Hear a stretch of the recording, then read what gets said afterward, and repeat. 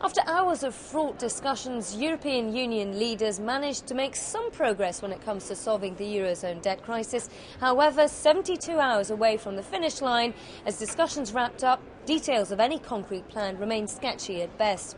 European Union leaders agreed to perhaps change the treaties that govern this economic bloc just to precipitate coming to some kind of solution for solving the crisis.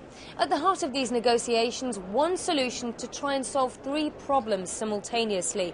On the one hand, to boost the EFSF, the so-called Eurozone bailout fund, to a size where it can ring-fence a possible default by Greece and prevent other countries, larger core Eurozone countries like Italy and Spain, from being afflicted by the same issues. Also, a particularly contentious and hotly discussed topic is the issue of write-downs or haircuts that the private sector will have to bear on Greek debt to give Greece a bit of breathing space on its outstanding 350 billion euros worth of obligations. And finally, the third issue did yield some kind of concrete progress. It is a plan to recapitalise the European banks to try and mitigate the effects of that kind of write-down. Eurozone finance ministers came to an agreement that could be worth about 100 billion euros or $140 billion.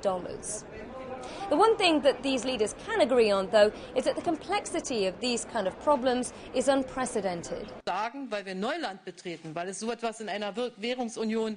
Not one expert can tell us with 100% certainty which solution would work for the whole group. We, as political leaders, are responsible for finding those solutions. Other countries from outside the Eurozone, or indeed outside the European Union, could be given an opportunity to try and contribute to the EFSF, because everybody has something at stake.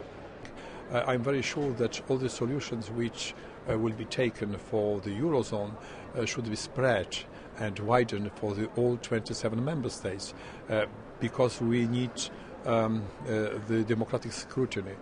If European leaders can't come to an agreement by midweek, well, this problem risks becoming more than just European.